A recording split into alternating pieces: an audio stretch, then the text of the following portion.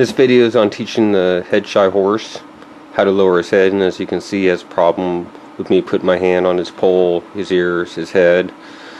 This is a great way to start teaching your horses how to get out of head shyness, because the fear is your hands or you above them or on his head or ears, and you can see he's having a problem with it.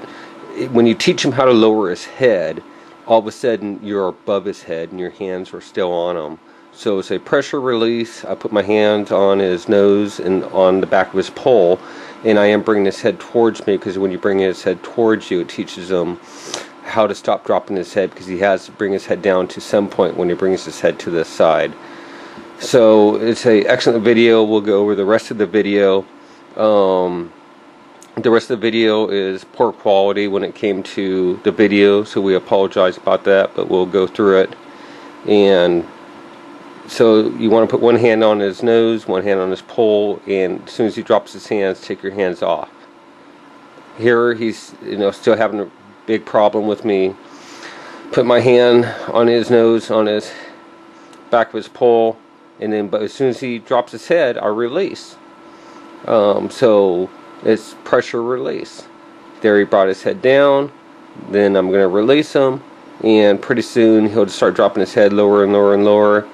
And then after a while, you can start having his head drop even further, and you can put your hand between his ears, and there's a piece of cartilage between the horse's ears, and you can kind of move that around, which will move his ears around a little bit. But the further he drops his head, at this point, is the more he's going to start overcoming his head shyness and his fears of being head shy, ear shy. It's a great way to start getting your horses over head shyness.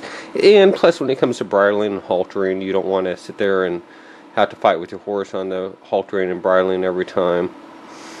So he's doing good. So I hope you enjoyed the video. Subscribe to my YouTube page to see new videos as they come out. So we're just going to keep going over it a little bit here.